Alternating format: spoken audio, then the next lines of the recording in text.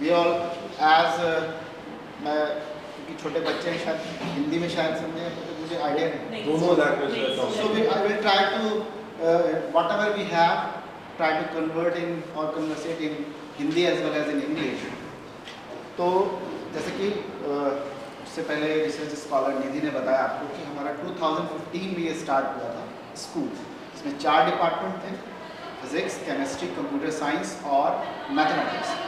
बाद में last year इसमें से कंप्यूटर साइंस को अलग कर दिया गया, उसका स्कूल ऑफ टेक्नोलॉजी नाम से एक अलग स्कूल बना दिया गया। तो अब हम रह गए हैं इसमें 3 डिपार्टमेंट। लेकिन अगर आप ओवरऑल देखें तो साइंसेज से रिलेटेड यहाँ पर 3 स्कूल्स हैं।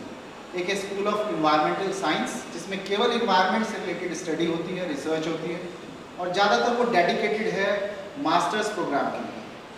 उसके बाद हमारा स्कूल ऑफ मैथमेटिक्स है, फिजिक्स है और आपका केमिस्ट्री डिपार्टमेंट है जो कि स्कूल ऑफ फिजिकल साइंसेस में आता है।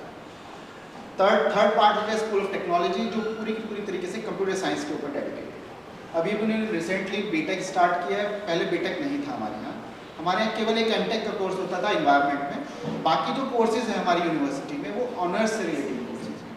ऑनर्स में हमारे यहाँ फॉर एग्जांपल साइंसेज में बीएससी इंटीग्रेटेड प्रोग्राम चलता है जिसमें हमारा के जब बच्चा एंटर होता है एंट्रेंस के थ्रू तो उसको 3 ऑप्शन मिलते हैं। फॉर एग्जाम्पल फिजिकल साइंसेज के बारे में बात करूँ तो 3 ऑप्शन मिलेंगे उसको, उसकी रैंक के अकॉर्डिंग जो उसने प्रेफरेंस अप्लाई किया हुआ होगा उसमें फिजिक्स, केमिस्ट्री या मैथमेटिक्स जो भी वो लेना चाहे अपनी मेरिट के बेसिस पे वो उसको मिलेगा ऑप्शन।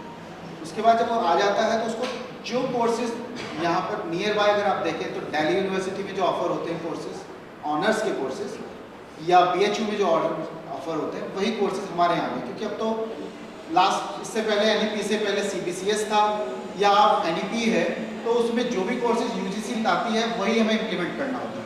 उसमें हम 20% तक चेंज कर सकते हैं, वो भी as per our availability of the faculty members, क्योंकि कई बार फैकल्टी अलग अलग स्ट्रीम से ना आकर हो सकता है डोमिनेट कर जाए किसी पर्टिकुलर, तो उस एरिया का ज़्यादा डोमिनेशन रहता है। अदरवाइज तो मैक्सिमम जो है वो मिक्स है।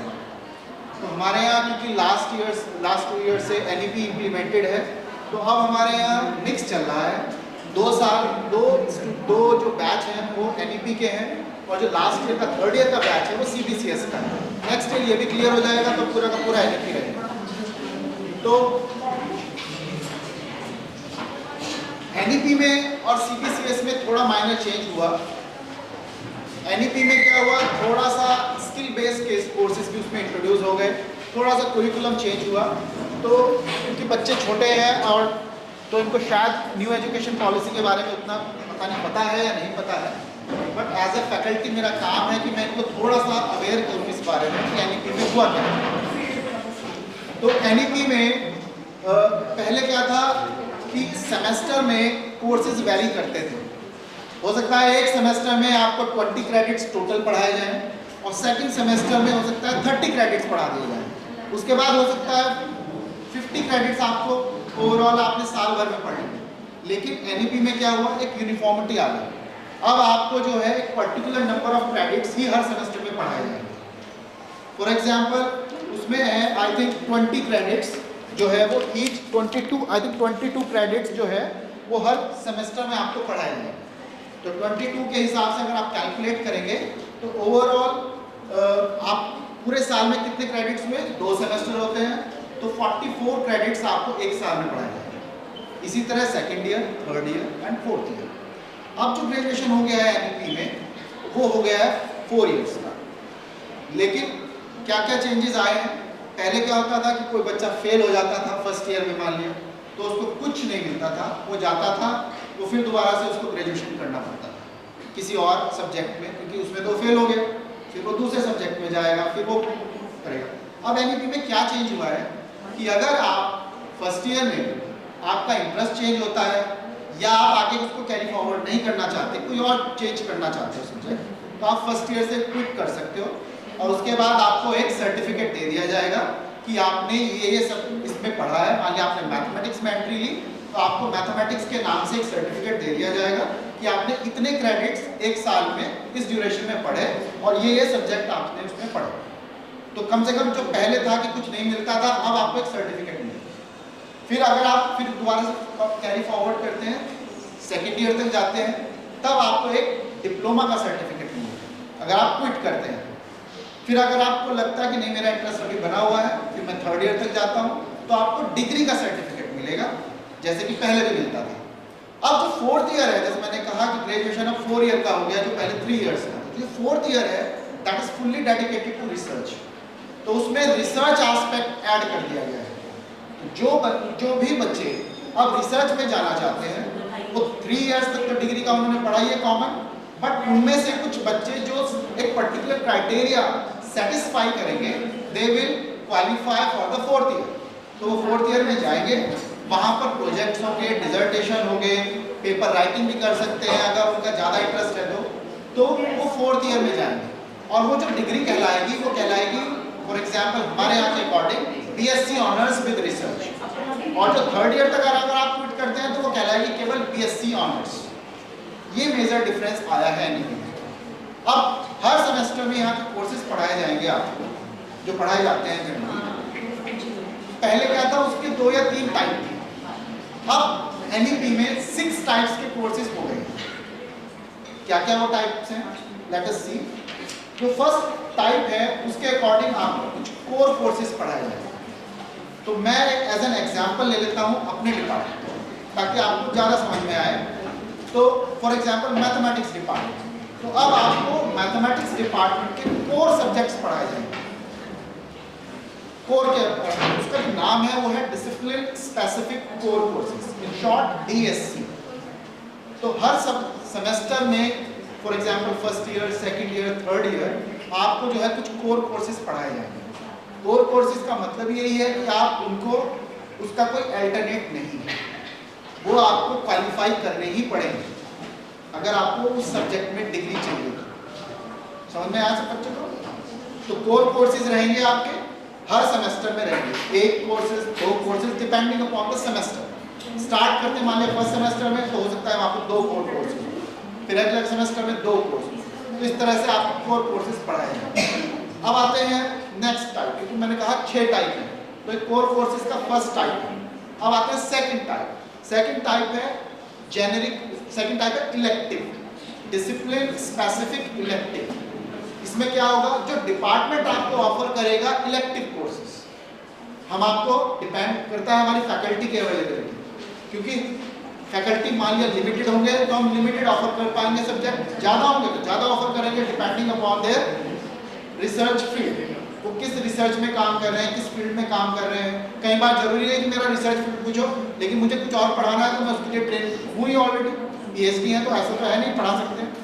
तो हम तो उसमें आपको ऑप्शन मिलते हैं कि भैया ये 4 ऑप्शन है, इनमें से आपको इस सेमेस्टर में 2 कोर्स ऑप्ट करने हैं एज पर योर जो भी आपकी रिक्वायरमेंट है या आपका इंटरेस्ट है उसके अकॉर्डिंग। तो ये हो जाएंगे इलेक्टिव कोर्सेज। तो यहाँ आपके पास ऑप्शन है कि भाई मैं 4 में से ये 2 ऑप्ट कर लेता हूँ क्योंकि ये मुझे अच्छे लगते हैं as per my interest. Third type है जेनेरिक इलेक्टिव। जेनेरिक इलेक्टिव क्या है, ये वो कोर्सेज हैं जो अदर डिपार्टमेंट ऑफर करता है। जो अभी मैंने इलेक्टिव आपको बताया सेकंड टाइप में, वो डिपार्टमेंट आपको ऑफर कर रहा था, फॉर एग्जांपल मैथमेटिक्स डिपार्टमेंट। लेकिन जेनेरिक इलेक्टिव आपको हो सकता है केमिस्ट्री डिपार्टमेंट ऑफर कर रहा हो सकता है आपको फिजिक्स डिपार्टमेंट ऑफर कर रहा हो सकता है इकोनॉमिक्स आपको ऑफर कर रहा हो, तो आप कुछ भी पढ़ सकते हैं। पहले क्या था, पहले जेनेरिक इलेक्टिव में केवल साइंसेस से आप सब्जेक्ट ले सकते थे, बट अब जेनेरिक इलेक्टिव में क्या है, आप इकोनॉमिक्स का अगर आपका इंटरेस्ट है तो आप वहाँ से भी ले सकते हैं।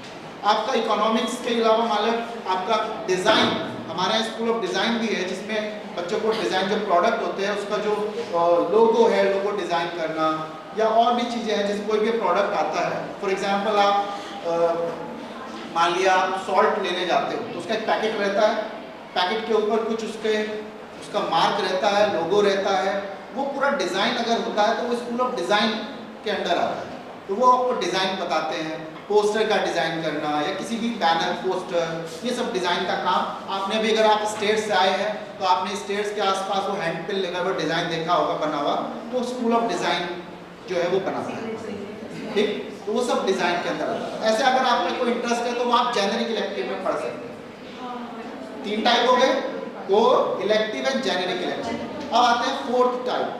फोर्थ टाइप जो सब्जेक्ट रहेगा उसके अंदर जो है हमारा रहता है एबिलिटी एनहेंसमेंट कोर्स। उसके अंदर कुछ एबिलिटी एनहेंसमेंट के कोर्सेज होंगे, लाइक इन्वायरमेंट से रिलेटेड कुछ सब्जेक्ट आपको पढ़ाए जाएंगे, कुछ हो सकता है उसमें आपको कम्युनिकेशन से रिलेटेड कुछ पढ़ाया जाए, इंग्लिश पढ़ाया जाए, इंग्लिश राइटिंग पढ़ाया जाए, लाइक दैट। उसके बाद एक चौथा टाइप, फिफ्थ टाइप है skill enhancement courses. Skill enhancement में क्या है, फॉर एग्जाम्पल आपको लगता है कि मैं प्लम्बर का काम सीखूं, जरूरी नहीं जॉब के लिए, अपने इंटरेस्ट, क्योंकि किसी किसी को होता है, घर में होता है किसी को इलेक्ट्रिक अपने आप ठीक करने की आदत है, वो अपने आप ही पेंच उठाया और वेल्डेंट तो है नहीं, करंट खा जाएगा। तो अगर उसको थोड़ा सा भी एक मिल जाए कि हाँ मुझे थोड़ी सी ट्रेनिंग मिल जाए, तो उसके लिए। किसी को कंप्यूटर प्रोग्रामिंग बहुत अच्छी लगती है वो मैथ्स का स्टूडेंट, तो वो मैथमेटिक्स को कंप्यूटर में जाके स्किल एनहेंसमेंट का कोर्स सीख सकता है।